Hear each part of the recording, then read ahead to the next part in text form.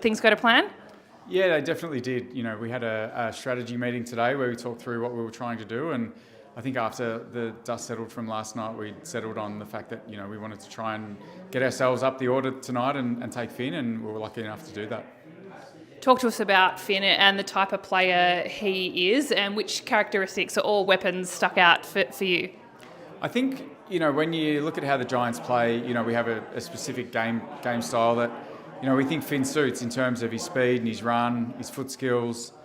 We feel like he's got the ability to play as that hybrid defender who can intercept the game and also create with his kicking.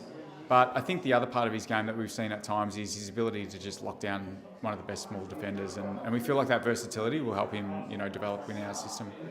You've taken two young defenders across the two nights. Is that an area where you felt like you needed to recruit, or they were just the best players at that point in time in the draft? For us, it was definitely best players. I think we draft on traits and skill set, and those two boys, Oscar and Finn, definitely have the traits and the skill set to play in the Giants system.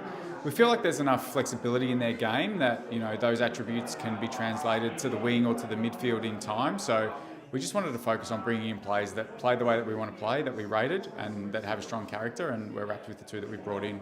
You picked up Jake Stringer back onto the primary list tonight as well. For members and fans that aren't quite familiar with that whole process of delisting a contracted player and bringing them back in, can you talk through that process?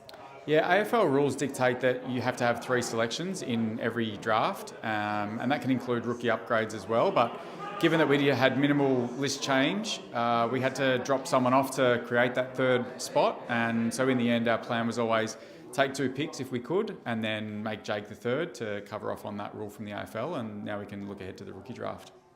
Re-rookieing Connor Stone tomorrow night as well, and also an exciting news picking up Riley Hamilton as a Category B rookie, an academy athlete. Talk to us a bit about Riley and what he'll bring to the list. Yeah, it's a great story. Riley's a Canberra boy, which is obviously Giants' heartland, and he moved up to Sydney this year to play some VFL and play in our academy, and really developed his game. He went from someone who was coming off an ACL last year and hadn't really put the runs on the board, but this year he really got to work. He got fitter, he got stronger. He performed for Giants Academy early in the year, and then he went to Allies and played a pretty important role for them in just being that dangerous forward who was able to bob up. He can jump and take a hanger. He's got good skills. He knows where the goals are, and like the other boys, he's just got traits that we think might lend him to some opportunities, whether it's the forward line, the wing, or the back line.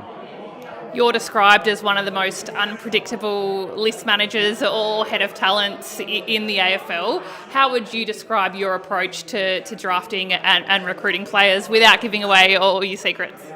Yeah, it's interesting. We have a very clear strategy on the players that we want to bring in.